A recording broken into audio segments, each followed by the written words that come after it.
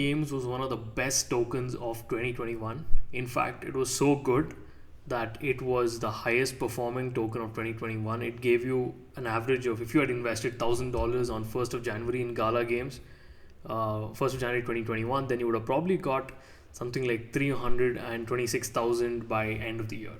So in 1 year, the returns were an enormous 32,570%. Like, that is like simply astounding the way Gala Games gave returns, and people were going gaga over it. And people are still probably going gaga over it, and most of you might have it in your portfolio because it's like one of those must-have tokens. Now, is that really so great? Will this blow up again? We'll talk about all that today. We look at four things, right? What's great? What are the concerns that I have? What are the risks? And what should you really be doing? Let's start with what's great, right? The what's great is the fact that the founders are the co-founders of Zynga. Right? Zynga is one of the most popular gaming companies out there, or it was the most popular. I'm sure all of you must have played some game of Zynga, like Farmville or something on Facebook back in the days. I think I played Farmville more than 10 years ago. Now, the founder happens to be the former CEO of Zynga. So, Eric is the CEO of Gala Games, and he was a co-founder of Zynga. In addition to him, there is another founder called Michael. So, Michael McCarthy, who was somebody who founded Farmville 2. He developed Farmville 2 back at Zynga. So, he joined in, he was a creative director there. He joined in Gala Games as a co founder as well. So, both of them saw an opportunity in play to earn games, and they decided to create Gala Games because of that. Probably the main reason why Gala Games shot up so much is because of the large pedigree that the founders really come in with. Another interesting aspect of Gala Games, which I found really great, is the fact that it's a grassroots project. Right? It's like Bitcoin, where there was no ICO, no pre-sale. People, it was open for anybody to come in. There was no early investor, like a big investor, getting tokens at a discounted price or something like that. So anybody could come in, start mining. It's a grassroots project, right? And that's something that they wanted to do, to put decentralization at the top of their priority. So this is something that I feel is great. It's another great aspect of Gala Games. In addition to that, the metrics are great, right? If you have about 1.3 million monthly active users, for a company that had a limited number of games, so far only 2 games are live, I guess. So about 1.3 million monthly active users, that's pretty good. There are about 90 team members for a company of this size, or for a project of this size. That's pretty good. 3 million is the most expensive NFT store. So their NFT store is very popular, and more than 26,000 NFTs have been sold, including one for $3 million. How this continues to stand out, we should see. But NFTs, are closely intertwined with the gaming space. So it makes a lot of sense that they do have an NFT store. Everything that you earn in Gala Games, you get it as an NFT, and it's yours for life. You can sell it, whatever you want to do with it. So that's all up to you. So that's another great aspect of it.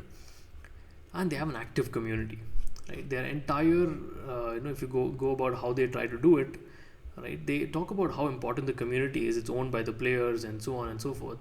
Their Discord is very active. They have over 160,000 members on it. More than 80,000 are online right now at the time of this recording. So all that is like really great.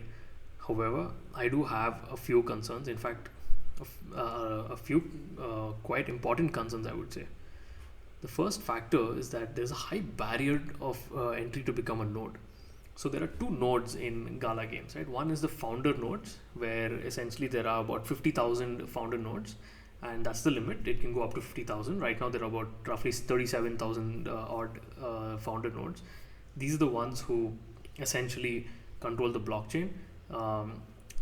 Then there is the game nodes, and these are for individual games, right? So there's a very high barrier to entry. If you go down to Gala Games and try to buy it, you'll see that it costs you about 2.6 million galas to buy one Gala node license, right? And that's roughly about $90,000 or $92,000. That's an extremely high barrier to entry. So an average person like you and me cannot get into this. Probably only whales can. So that's one concern. And even if you go down to some of the game nodes, like for instance Townstar was one of their first game. Townstar is just like Farmville, right? Even there you have to pay about 419,000 Gala. That's roughly about, I think, $15,000. So high entry barriers to become a node in either of them. The second thing is 2 live games, 13 in development, only one in mobile. Right, so totally 15 games listed on their website, of which only 2 are live, and that too in beta mode. That's Spider Tanks and Townstar. The rest are still in development, so we're not sure what is the success going to be of these games. It all depends on that. Hinges on how good this game can become. And of all this, I think only one game, Champions Arena, was a mobile-based game. Rest all were PC-based game. Why this is important is because mobile gaming is what gives the quantum of users, right? Some of the most popular games in the world today, PUBG, etc., are all mobile based games, and mobile gives that real numbers, right? This 1.3 million game can go up to like several hundred millions. In India itself, you have like over 500 million people with access to a smartphone, and that's a huge market in just one country. Around the world, every smartphone user can potentially become a Gala Games user, but the number of PCs or laptops are quite limited. So having a mobile version or having mobile games is very important to attract more users, thus creating demand for the Gala token. And as of today, only one game is in mobile mode. Then the next concern I have is there is no clear timelines for Gala chain. So as of today, Gala is based out of Ethereum and the Binance Smart Chain, and they want to transition into their own Gala chain to reduce transaction fees, to bring down costs, etc. Because for a game where so many transactions are happening, you cannot have expensive gas fees. So it's very clear that they have to move into this, but there is no clear timeline. I have not seen much of an update, so that's something of a concern for me. Demand levers are clear, however, Gala coins are not equity ownership, right? So where will Gala tokens be used? Well, if you go down to this particular website here, I'll link it in the description. Right? Gala tokens are essentially used for 5 things, right? Governance, rewards for founder nodes, in-game currency, so anything that you buy within the game, like skins or whatever that players buy, lives, etc. Rewards for game players, and payments for in-game items on the Gala store. All these happen through the Gala token, and that's the demand lever really for Gala. That's why it has value. It's like a currency for the Gala ecosystem.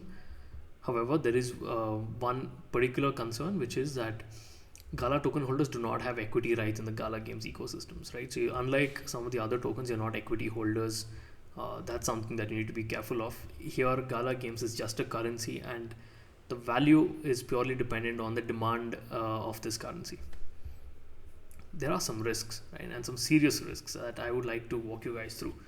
The first one is the fact that there is a huge dilution risk. So why do I say that? Let's look at this.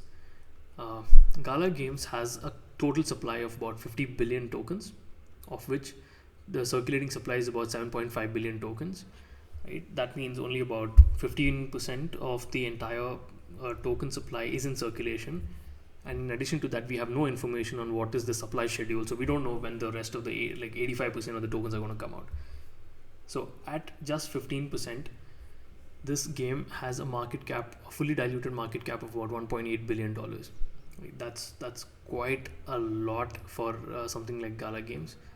With just 15% tokens out, if the rest of the 85% tokens come out and there is no subsequent demand for Gala tokens basis on success of a game or whatever, then there is a very high chance that the price that you bought it at will not sustain. It might go down further.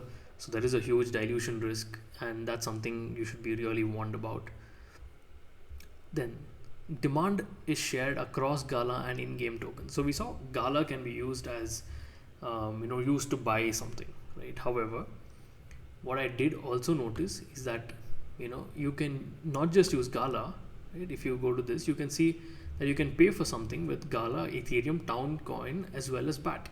Now here, this was a purchase of the Townstar node, and for that you could pay with Towncoin. Now if there's another game, they might have another token for that game, and you could pay with that token, right? Or you could pay with Ethereum or with BAT as well, because they have a collaboration with BAT. So if that is the case, then your demand for Gala is actually getting shared across game tokens as well as Ethereum and BAT, and that's not good, because the whole value of your of the GALA token rests on the fact that there will be demand for it because people want to use it to buy in-game items or something else within the whole GALA ecosystem. Now, if every game were to have its own token, then demand gets shared across that whole tokens, and then the price of GALA is naturally going to fall. So that's something that you need to be very careful of. There is no white paper or roadmap. Right now, this is something that GALA Games has even confirmed, saying that they don't intend to have a roadmap, and they're just looking at what the community wants and continue to build that.